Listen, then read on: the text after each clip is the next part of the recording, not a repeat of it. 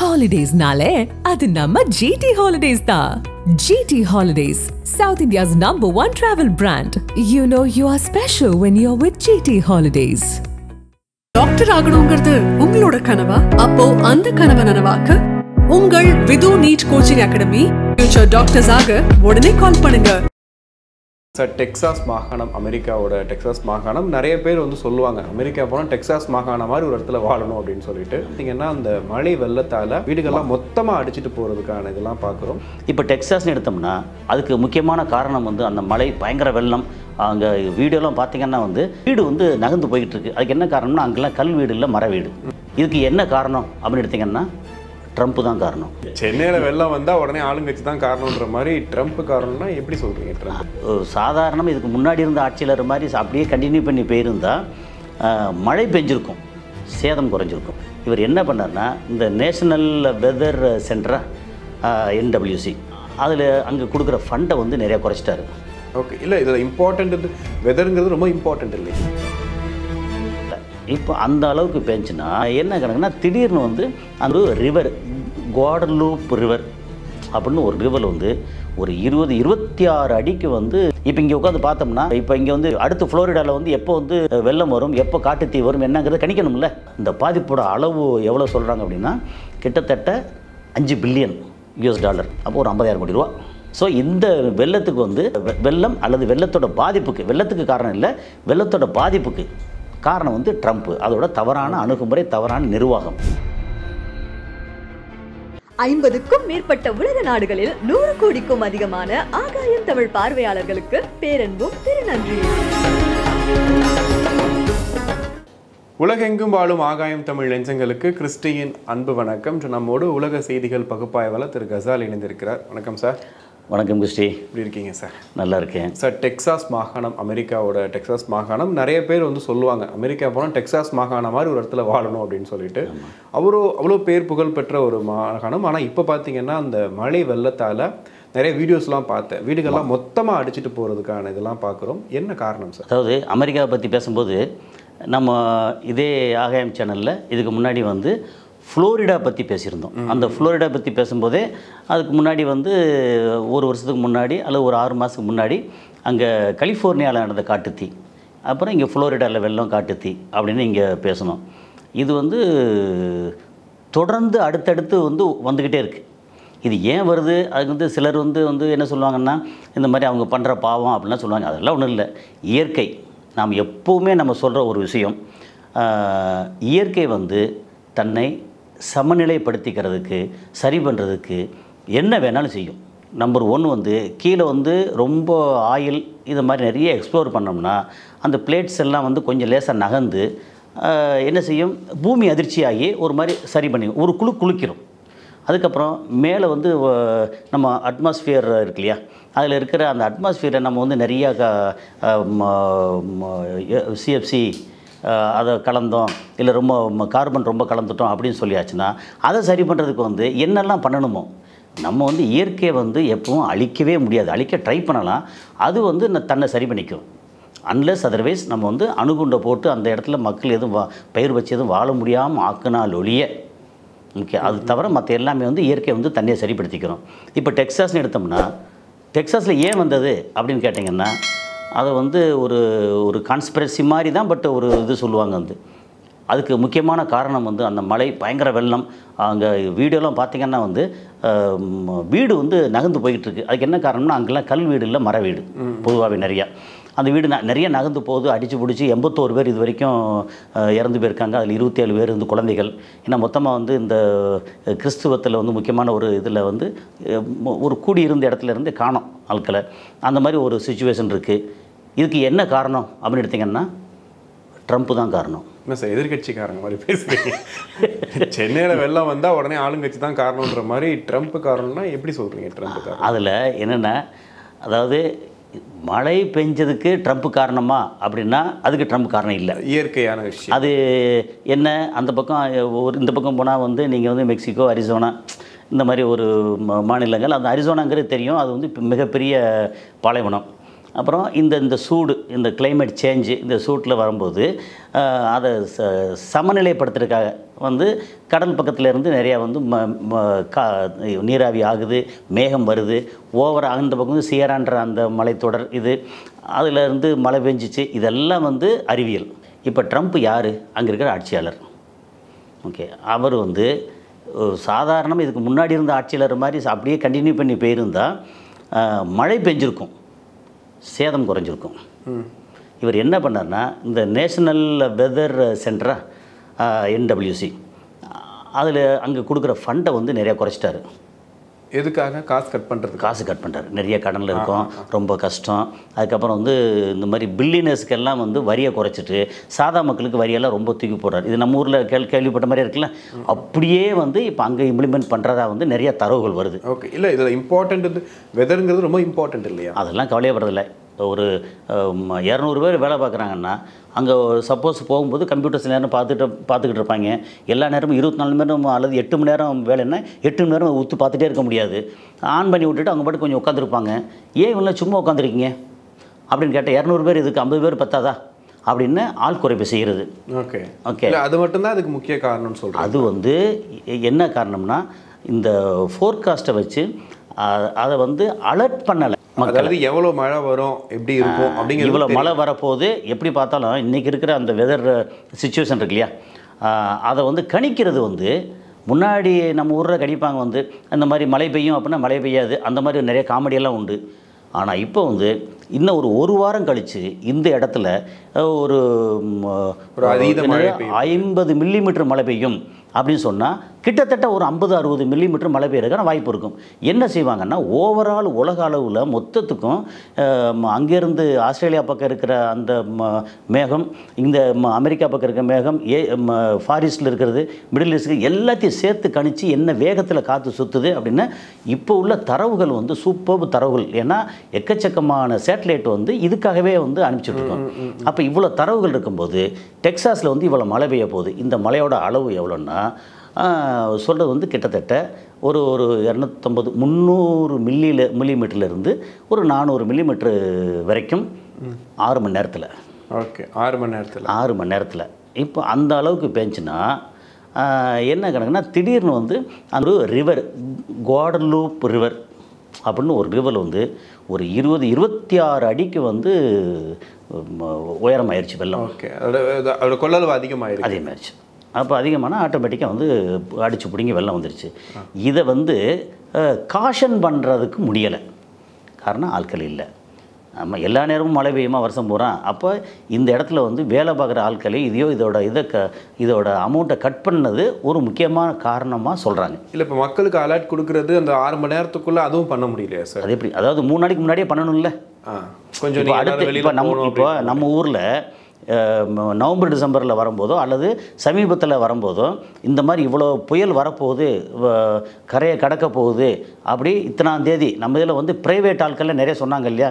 இப்போ நமக்கு இன்றைக்கி தேதி 7ன்னு வச்சுக்கோமே, இன்றைக்கி வந்து ஜூலை 7 அப்படின்னா ஜூலை 11ஆம் தேதி கடலூர் வழியே கடக்க போகுது. இப்போ வந்து டிப்ரெஷன் அங்கே இருக்குது, இது கொஞ்சம் கொஞ்சமாக நகர்ந்து வருது. நகர்ற வேகத்தை பொறுத்து 11ஆம் தேதி கடக்கும். ஒருவேளை வேகம் கொஞ்சம் குறைஞ்சது அப்படின்னா 13ஆம் தேதி வரும் அப்படின்னு என்ன அழகாக தரவுகள் சொல்கிறாங்க.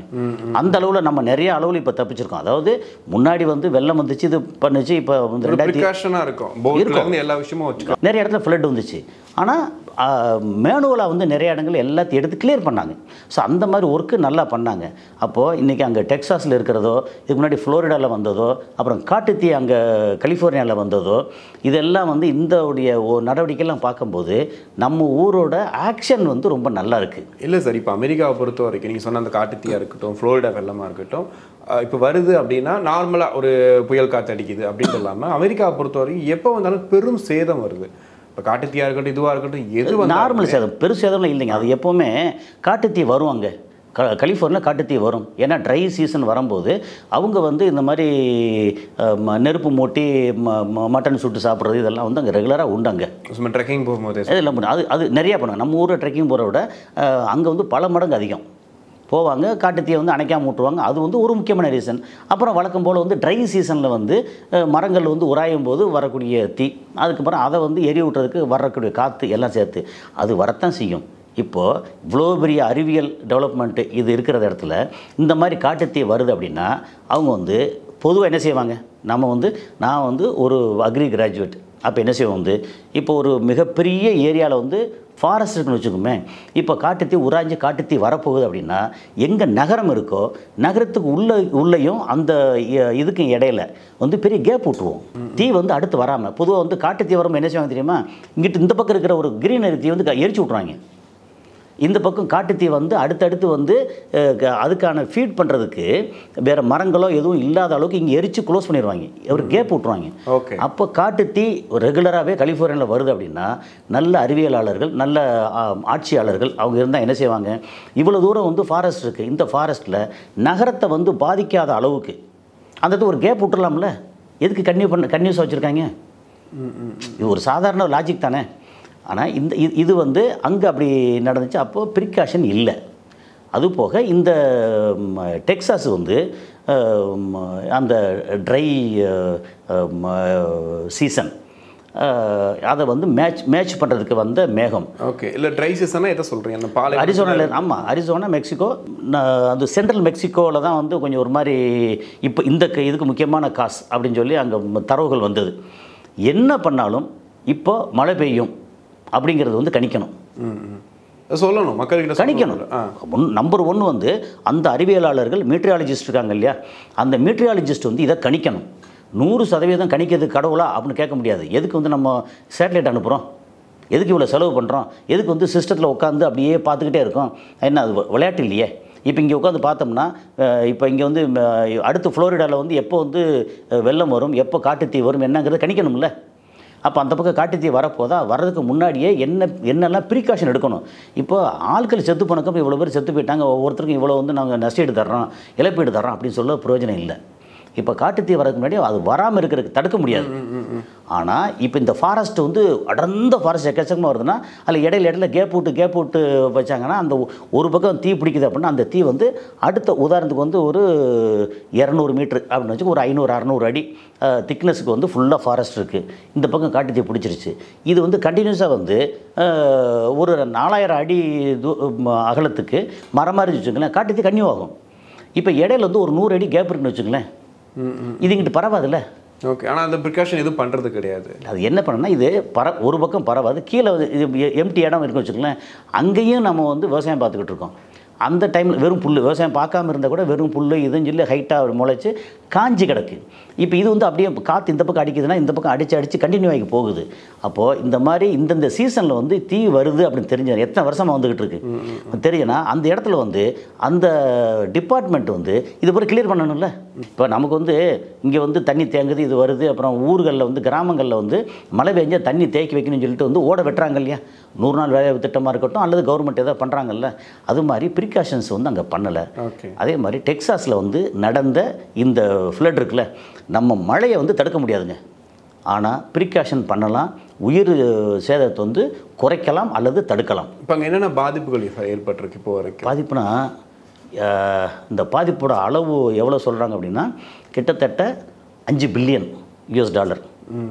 அப்போ ஒரு 50,000 கோடி ரூபா. கிட்டத்தட்ட 50,000 கோடி வந்து இது பெருசாக சிறுசா அப்படிங்கலாம் இல்லை. இந்த 50,000 கோடிங்கிறதுல வந்து கிட்டத்தட்ட 80 பேருக்கு மேலே வந்து இறந்து போயிட்டாங்க குழந்தைகளோட சேர்த்து. கொஞ்சம் பேர் இன்னும் கொஞ்சம் பேர் காணும். அந்த மாதத்தில் அது கொஞ்சம் பேர் காணும். அதுக்கப்புறம் இனிமேல் அந்த தரவுகள் வரும். அதுக்கப்புறம் ஏகப்பட்ட வீடுகள், எத்தனை வீடுன்னு இன்னும் கணக்கில் வரல. இல்லை, நான் வீடியோ பார்த்தேன், எல்லாம் அடிச்சுக்கிட்டு போகுது அப்படியே மொத்தமாக. கஷ்டம். அதாவது எப்படின்னா நீங்கள் அமெரிக்கனாக இருக்கட்டும், யூதனாக இருக்கட்டும், ஈரானியனாக இருக்கட்டும், இந்தியனாக இருக்கட்டும், சைனீஸாக இருக்கட்டும், பொதுமக்கள் எப்போவுமே அப்பாவிகள். அது சுயநலம், தான் வாழ்க்கை, தன்னோட இது, தான் சுகம் அப்படின்னு இருக்கக்கூடியவங்க தான். ஆனால் பொதுமக்கள் எப்போவுமே அப்பாவிகள், பாவம். இதை தாண்டி வந்து ஒன்றும் யோசிக்க முடியாது அல்லது அதை தாண்டி வந்து ஒன்று செயல்பட முடியாது. அதை செயல்படுறது தான் நம்ம கவர்மெண்ட்டு தேர்ந்தெடுத்து வச்சுருக்கோம். அந்த கவர்மெண்ட் வந்து மன்னராட்சியாக இருக்கட்டும் அல்லது வந்து ஜனநாயக ஆட்சியாக இருக்கட்டும், யாரை வேணாலும், சர்வாதிகாரி கூட இருக்கட்டும், சர்வாதிகாரியாக இருக்கட்டும், யாராக இருந்தாலும் மக்களுக்காக தானே. இந்த மக்களுக்கு வந்து இது பண்ண மாட்டேன், நான் இருக்கிற காஸ்ட்டை பூரா கட் பண்ணுவேன், கட் பண்ணால் இவங்க வந்து எனக்கு என்ன உட்காந்துருக்கேன், ஆள் இல்லை, அப்புறம் லாஸ்ட் மினிட்ல வந்து இந்த மாதிரி மழை பெய்ய போகுது அப்படின்னு 4 மணி நேரத்துக்கு முன்னாடி சொன்ன என்ன பிரயோஜனம்? இதை 4 நாளைக்கு முன்னாடியில் சொல்லணும். இல்லை, இப்போ காசு கட்டுன்னு சொல்கிறாங்கல்ல சார். இப்போ ஒவ்வொரு டிபார்ட்மெண்ட்லையும் இப்போ வந்து பேங்க்கில் கை வச்சாருன்னு சொல்லுவாங்க, அகதிகளாக வெளியே அனுப்புகிறாரு வந்தவங்களான்னு சொல்கிறாங்க. இது மாதிரி எல்லாத்துலேயும் காசு கட் பண்ணுறாரு. இது என்ன அவர் கொடுத்த வாக்குறுதியா? இந்த மாதிரி வந்து அமெரிக்கா அவர் வந்து ஒரு பெரிய பிஸ்னஸ்மேன், ஒரு சக்ஸஸ்ஃபுல் பிஸ்னஸ்மேன் அப்படின்ற மமதை வந்து கொஞ்சம் உண்டு. ஓகே, ரியல் எஸ்டேட்டில் வந்து சக்ஸஸ்ஃபுல் பிஸ்னஸ்மேனாக இருக்குது ஓகே தான். ஆனால் இப்போ வந்து அதிகாரம் சொல்லி வரும்போது, ஆட்சின்னு வரும்போது அதில் 2 விஷயம் உண்டு. ஒன்று அதை பேலன்ஸ் பண்ண தான் பார்க்குறாரு. ஒன்று லாப நோக்கம். ஓகே, அது ப்ரைவேட் கம்பெனி. எப்போவுமே பஸ்ஸு இது வச்சோம்னா ப்ரைவேட் பஸ்ஸெல்லாம் லாபத்தில் இருக்கும், கவர்மெண்ட் பஸ்ஸெலாம் நஷ்டத்தில் இருக்கும் அல்லது லாபத்தில் இருக்காது. இது வந்து மக்களுக்கானது. இது அப்புறம் மக்களுக்கான சேவை, எஜுகேஷன் கொடுக்குது. இது எல்லாமே வந்து மக்களுக்கு எதிர்காலத்தை வந்து நம்ம செட் பண்ணிடுறதுக்கு மக்களுக்கு கொடுக்கக்கூடிய இந்த செலவு இருக்கு இல்லையா, இது வந்து எப்படின்னா பிஸ்னஸ் இல்லை. ஓகே, மக்கள் நலத்திட்டங்கள். இன்னொரு பக்கம் பிஸ்னஸ்ஸு. அப்போது நம்ம கவர்மெண்ட்டு என்டர்பிரைஸ் இருக்கு இல்லையா, அதை மேட்ச் பண்ணி பார்க்குறாரு. அது பார்க்குறதுல வந்து எல்லாமே பிஸ்னஸாக பார்த்தா, இப்போ ரோடு போடுறோம், இந்த ரோடு போட்டு இத்தனை வண்டி போகணும், இவ்வளோ ஒன்று டோலில் வந்து இவ்வளோ காசு வரணும், இந்த ரோடுக்கு வந்து ஒரு பில்லியன் டாலர் செலவாகுது, ஒரு 10 வருஷத்தில் வந்து நமக்கு வந்து $2 பில்லியன் வந்து வரவு கிடைக்கணும் அப்படின்னா அது பிரயோஜனம் இல்லை. ஓகே, இந்த ரோடு வந்து மக்கள் பயன்படுத்தணும். இந்த மக்கள் வந்து வெறுமனே வந்து காய்கறி எடுத்துகிட்டு போகிறதும் மெட்டீரியல் எடுத்துகிட்டு போகிறதும் இதுக்கு அப்படின்னு இல்லை. மக்கள் ஸ்கூலுக்கு போவாங்க, ஆஃபீஸுக்கு போவாங்க, எல்லா விதமான மக்களும் பயணம் பண்ணுவாங்க. அதுக்கும் நீ காசு கொடுக்கணும். அப்போ இதுக்கு வந்து கவர்மெண்ட் காசு எங்கேருந்து வருது? நம்ம பாக்கெட்டில் நம்ம கொடுக்குற வரி பணம். இந்த வரி பணத்தில் வந்து ஒரு மேஜர் பகுதி வந்து நலத்திட்டங்களுக்கு போகணும். அந்த விதத்தில் இப்போ நம்ம ஊரில் பண்ணுறாங்கல்ல, காலை உணவு திட்டத்திலேருந்து மதிய உணவு திட்டத்திலேருந்து காலேஜுக்கு வந்து $1000 படிக்கிறவங்களுக்கு ஸ்கூலில் வந்து நிறைய ஃப்ரீ புக் அப்படின்னு சொல்லி எக்கச்சக்கமாக கொடுக்குறாங்கல்ல, இது வந்து மிகப்பெரிய செலவு. ஆனால் இந்த செலவு என்ன தெரியுமா? இதுக்கு பேர் வந்து முதலீடு. இன்றைக்கி இருக்கிற இந்த மக்களை வந்து படிக்க வச்சு இன்னொரு 10 வருஷம் கழித்து பார்த்தா கிராஸ் என்ரோல்மெண்ட் ரேஷியோ அது வந்து மேற்படிப்பு அப்படி எடுத்தோம்னா அமெரிக்காவை தாண்டி நம்ம இருக்கோம் இப்போது தமிழ்நாடு. அப்போ இதெல்லாம் என்னென்னா இது முதலீடு. இன்றைக்கி படித்து வர்ற ஒரு பையன் வந்து வெளிநாட்டுக்கு போய் மாதம் வந்து $5 லட்ச ரூபா சம்பாதிச்சான்னா அதில் எவ்வளோ அமௌண்ட் நமக்கு வந்து சேரும்? அப்படி கணக்கு பண்ணால் இது வந்து மிகப்பெரிய ஒரு இன்வெஸ்ட்மெண்ட், இது முதலீடு. அப்போ இதை வந்து நம்ம செலவாக பார்க்கக்கூடாது. அப்போ இங்கே பண்ணுறது கரெக்டான விஷயம். இதில் வந்து நீங்கள் ஊழல் இருக்குது இது இருக்குது அப்படிங்கிறது ஊழல் இல்லாத உலகமே இல்லைங்க. நீங்கள் வந்து ஸ்ட்ரிக்டாக இருக்கிற நார்த் கொரியா எடுத்துக்கங்க, அல்லது ரஷ்யா எடுத்துக்கங்க, அரபு நாட்டில் எடுத்துக்கங்க, எல்லா இடத்துலையும் ஊழல் இருக்குது. கொஞ்சம் பெர்சன்டேஜ் முன்ன பின்ன இருக்கும். அதனால் இந்த விஷயத்தில் வந்து டெக்சாஸோட வெள்ளம் இருக்குல்ல, டெக்சாஸ் வெள்ளத்தை பற்றி நிறையா பேசுகிறோம், ஆனால் இதெல்லாம் பேச வேண்டிய விஷயம். இந்த வெள்ளத்தை வந்து அங்கே காஸ்ட்டு கட் பண்ணிவிட்டு அவர் என்ன செஞ்சாருன்னு சொல்லி அந்த டீட்டெயில் வந்தது. பில்லியனர்ஸ் இருக்காங்க இல்லையா, அவங்களுக்கு வந்து டேக்ஸை குறைக்கிறாராம். அப்போ இருக்கிற மக்கள்கிட்டேருந்து எல்லாத்தையும் எடுத்து மொத்த மக்கள்லேருந்து எடுத்து பறித்து பிடுங்கி பில்லியனர்ஸோட டேக்ஸை வந்து குறைச்சி அவங்கள சுகமாக வைக்கிறதுக்கு அவருடைய சுய லாபத்துக்காக அவர் தான். ஏன்னா அவர் ஒரு பில்லியனர், எலன் மஸ்க்கு அவர் ஒரு பில்லியனர். ஆனால் எலன் மஸ்க்கு அவருக்கும் வந்து என்ன இந்த பிரச்சனை என்ன முடிஞ்சால் எனக்கு தெரியாது. அது போக ஏகப்பட்ட பில்லியனர்ஸ் இருக்காங்க. அந்த பில்லியனரில் பெரும்பாலும் வந்து யூதர்கள், இஸ்ரேல் சம்மந்தப்பட்ட யூதர்கள். அவங்க எல்லாத்துக்கும் வந்து நல்லது பண்ணால் தான், இல்லைன்னா வந்து வேறு ஏதாவது பண்ணி அடித்து ஒழிச்சிருவாங்க. அப்படின்னு இவங்களுக்கு நல்லது பண்ணுறாங்கன்னு சொல்லிட்டு ஜெனரல் மக்களுக்கு வந்து நல்லது பண்ணலை. இப்போ இது வந்து பெரிய அளவுக்கு வந்து பேசு பொருளாக இருக்குது. ஓகே, ஸோ இந்த வெள்ளத்துக்கு வந்து வெள்ளம் அல்லது வெள்ளத்தோட பாதிப்புக்கு, வெள்ளத்துக்கு காரணம் இல்லை, வெள்ளத்தோட பாதிப்புக்கு காரணம் வந்து ட்ரம்ப், அதோட தவறான அணுகுமுறை, தவறான நிர்வாகம். இல்லை இப்போ நீங்கள் ஒவ்வொரு வாட்டியும் ஏதாவது ஒரு வெள்ளம் அப்படின்னா அந்த பகுதியில் அந்த வெள்ளம் வடிந்து ஓடுறதுக்கான ஏதாவது கட்டமைப்புகள் கட்டுமானங்கள் இருக்குன்னு நீங்கள் சொல்லியிருப்பீங்க இல்லையா? ஆமாம். ஸோ அது மாதிரி அமெரிக்கா டெக்சாஸில் இருக்குங்க. அதாவது இருக்குது, ஒரு 30 மில்லி மழை பெஞ்சா வெள்ளம் வந்து வடிஞ்சிரும். 300 மில்லி மழை பெஞ்சா யாருமே எதிர்பார்க்க 30 சென்டிமீட்டர் நேரத்தில் 6 மணி நேரத்தில் 30 சென்டிமீட்டர் அப்படிங்கும்போது அது ரொம்ப ரொம்ப ஹை. இப்போ நமக்கு வந்து பொதுவாக இந்த புரிஞ்சுக்கிறதுக்காக நம்ம மக்களுக்கு புரிஞ்சுக்க என்ன செய்வோம்னா, இப்போ வந்து நம்மளுடைய சென்னை வந்து 1,10,000 ஏக்கர் சென்னையோட அந்த சிட்டியோட அளவு. அது கொஞ்சம் முன்ன பின்ன இருக்கலாம். Okay okay 1,10,000 acre. அதில் நமக்கு வந்து ஒரு நாளில் ஒரு 25 சென்டிமீட்டர் மழை பெய்யுன்னு சொல்லுவோம் வச்சுக்கோமே. எல்லாம் 30 சென்டிமீட்டர் மழை. ரொம்ப புரிதலுக்காக ஒரு ஸ்கேல் வந்து 30 சென்டிமீட்டர். இவ்வளோ மழை வந்து மொத்த ஏரியாலையும் பெய்யுது.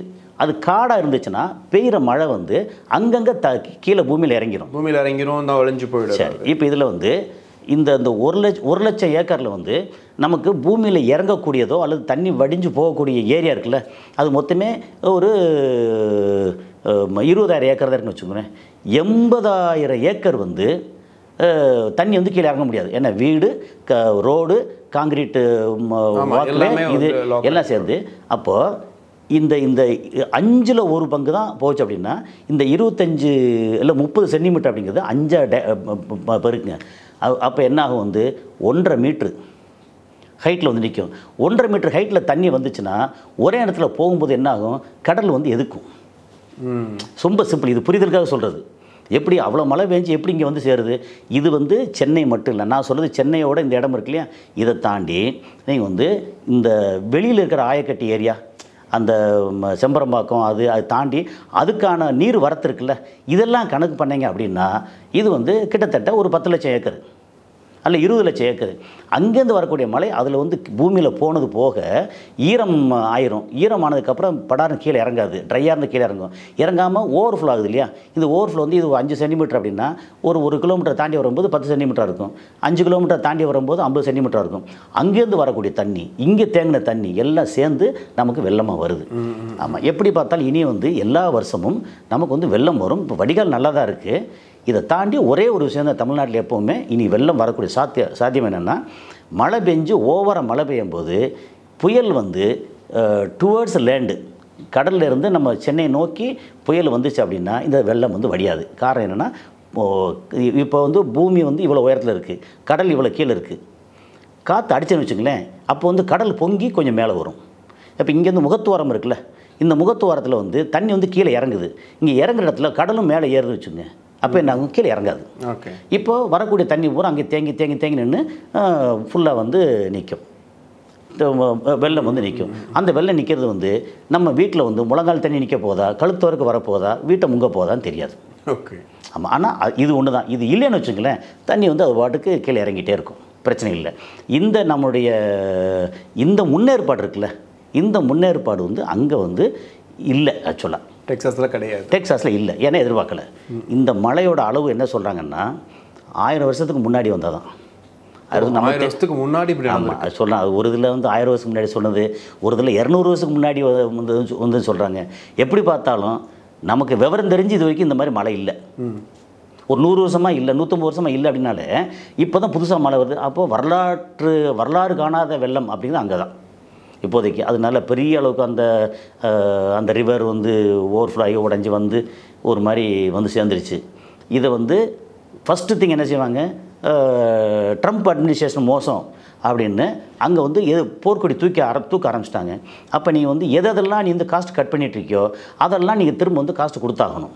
மக்களோட நலத்திட்டங்களுக்கு, அப்புறம் அலர்ட் பண்ணுறதுக்கு, செக்யூரிட்டி, சேஃப்டி, ரோடு, இன்ஃப்ராஸ்ட்ரக்சர், இதுக்கு எல்லாத்தையும் காஸ்ட் கட் பண்ணாத அப்படின்னு சொல்லணும். அது போக இங்கே வெளிநாடுகளுக்கு மற்ற இடத்துக்கு எல்லாத்துக்கும் நீங்கள் வந்து டேரிஃப் வந்து ஏற்றி விட்டு நீங்கள் வந்து பிரிக்ஸில் கூட்டமைப்பில் இருந்தீங்கன்னா 10% எக்ஸ்ட்ரா போடுறோம் அப்படின்னா என்ன ஆகும்? அது யாருக்கு பிரச்சனை? நம்ம வந்து அதே ரேட்டுக்கு 100 ரூபாய்க்கு நம்ம கொடுப்போம். அங்கே இப்போ 100 ரூபாய்க்கு வாங்குறோம், 110 ரூபாய்க்கு வாங்க போகிறான். மக்கள் இது தலையில் தான் சும்மா ஏறுது. அப்போ வேறு வழியே இல்லை. அப்போது அமெரிக்கன் வந்து ட்ரம்ப் வந்து தேர்ந்தெடுத்தது நல்லதா கெட்டதான்னு சொல்லி ரொம்ப குழம்பி கிடக்காங்க இப்போது. அதனால் இந்த டைமில் வந்து இயற்கையாக இருக்கட்டும், வெள்ளமாக இருக்கட்டும், காட்டு தீயாக இருக்கட்டும், அதுக்கப்புறம் அவங்க கிடைக்கக்கூடிய வருமானம் வளமாக இருக்கட்டும், எல்லாமே ராங்கான டெசிஷன். ஒரு தலைவன் வந்து ஒரு அரசனோ, ஒரு தலைவனோ, ஒரு ஆட்சியாளரோ கரெக்டான ஆளாக இருந்தால் அந்த மக்கள் சுபிட்சமாக இருப்பாங்க. கரெக்டான ஆளாக இல்லை அப்படின்னா மக்கள் வந்து கஷ்டப்படுவாங்க அப்படிங்கிறது தான். கண்டிப்பாக சார், பொறுத்திருந்து பார்ப்போம். நிறைய விஷயங்கள் பேசணும். உங்களுக்கு நன்றி. நன்றி. ஹாலிடேஸ்னாலே அது நம்ம GT Holidays தான். GT Holidays, South India's #1 travel brand. You know you are special when you're with GT Holidays. Doctor ஆகணுங்கிறது உங்களோட கனவா? அப்போ அந்த கனவை நனவாக்க உங்கள் Vidhu NEET coaching academy future doctors ஆக உடனே கால் பண்ணுங்க.